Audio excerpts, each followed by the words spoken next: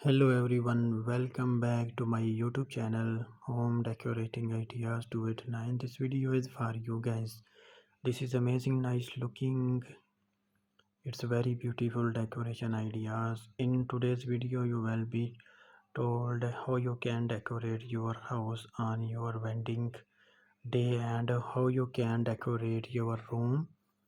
Or you can you set up a nursery on your wedding day and how you can decorate your room bedroom designing. It is amazing designing of your favorite home wedding day decoration ideas. It's amazing nice looking. Show this again, very beautiful nice saris and decorate ideas. And this is great nice looking. And apart from these flowers, pots are made on the wedding day. Flowers are decorate on the flowers below.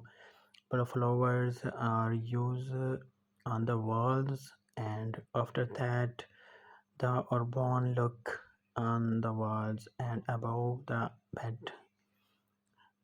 and that too you can see very easily and very nice looking.